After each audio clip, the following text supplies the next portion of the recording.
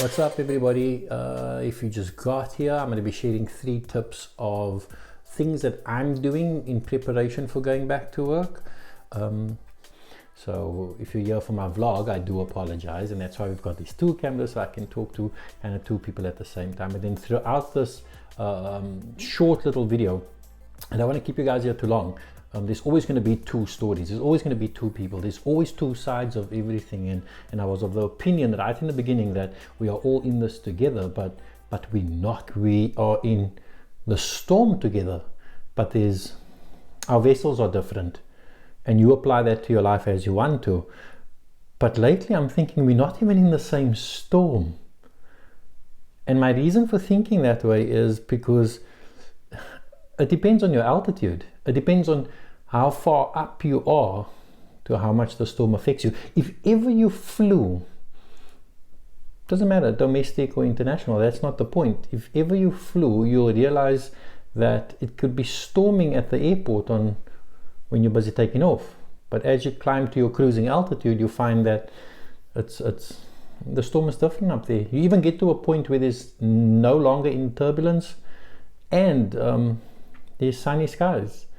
So that is kind of my analogy this morning, that we are not even in the same storm. It just depends on your altitude, and apply that as you want to. So right off the bat, I wanted to get that out of the way. And so there's 3 things that I'm doing right now. Number 1 is that I am staying informed, and I'll break that up as we go along. Number 2, I'm preparing. And number 3, I'm adapting. So, quick disclaimer is that this is not the opinion of anyone else except my own. This video is not sponsored by any organization or by anyone else. Everything that I'm about to share with you is my own opinion, and should be taken as such. Things work a certain way, right? So the directive is really going to come from the experts in the industry, and guess what? That those experts are qualified, so they're probably going to lead the narrative a certain way. And if you're not qualified yet in this industry by this point in your life, and I'm not saying that you're not good at what you do, what I'm saying is that if you haven't put in the time to actually get your qualification, I'm going to suggest that be your starting point, that you start by becoming qualified in the trade that you say you love. So that would be my advice to you right off the bat, is that become qualified. So before we even get into the 3 things that I'm doing, number 1, you should know that I'm a qualified in this industry. I've put in the time and I've put in the work to actually obtain my trade test, and that makes me a qualified in this industry. So that is your starting point, not necessarily mine. So let's just get that out of the way. So governments don't know everything. They take the information, or they take direction from the experts in those industries. Each industry appoints subject matter experts, and those experts advises different bodies, and those bodies communicate or negotiate or inform the governments. Great. So the top 3 things that I'm doing in preparation for the reopening of my barbershop. Number 1 is that information is key. What that means is that I am acquiring as much information as I possibly can, and that information I obviously need to filter through, because some of the information that we are finding, especially on social media or even on the internet, is not entirely accurate. So it's super important that I go to the source of information. And if in the barbering or hairdressing industry or cosmetology, the source would be your employees organization, bargaining councils, or your trade union. That would be your source of information. You know, one cannot run to media houses or social media for information and take it as an absolute, because you could never be sure. Then what I've also done in the interim is I've done a COVID-19 risk assessment management course to make sure that I understand how to really do a risk assessment within my business to make sure that I am part of the solution and not the problem. So those are things that are important to me, and I felt that I wanted to share it with you. Filtering information through to your client is as important as acquiring the information yourself, because some of the clients out there are very informed because they have access to the same sources as you do, maybe except for one or two. But they also have access into information, and they are waiting to know what you are doing as their service provider in terms of, being their stylist or their barber, what you are doing, to make sure that the environment is safe for them. So filtering that information through to them is going to be as important.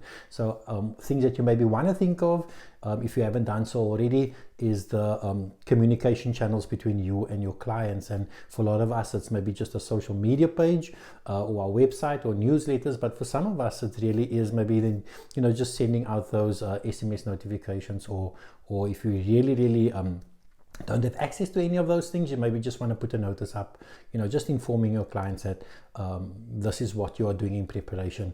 Right now, as it stands, we don't have a date for when we are returning to the barbershop, and I speak for myself. So just staying abreast on those things are important to me, so that I can, the moment I have that information, I relay that over then to my clients. So number one still for me is information is key.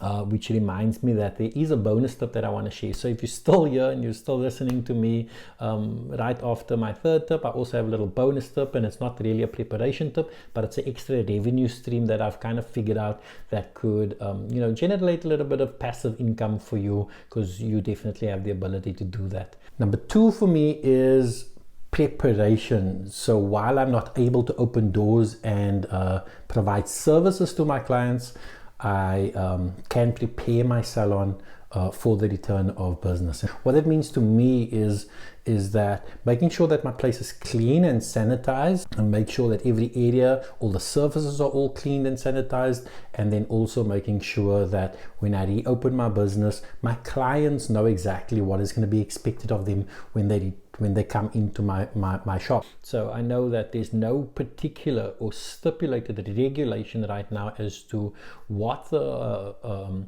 personal protective equipment, or PPE is the term that's being thrown around, what that looks like. There is talk of we're having to take everyone's temperature, clients have to wear masks, etc. So point number one was that you need information.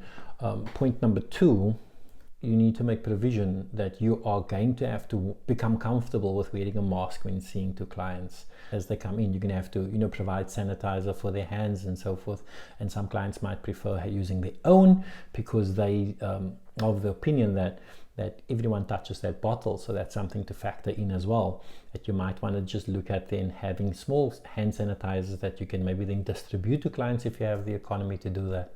If not, there's something new on the market right now in South Africa. It's that little foot pump where nobody touches the bottle. You might want to look into that as well.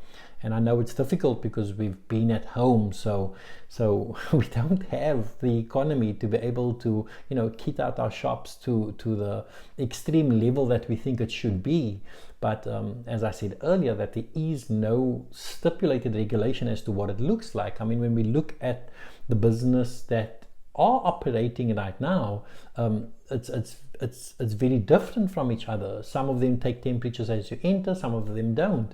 But the one thing that we see in all of them is that they are definitely providing hand sanitizer as people enter their business. So that we can say as a definite, as concrete, is that you're going to have to do that. So it's easy for me to adapt.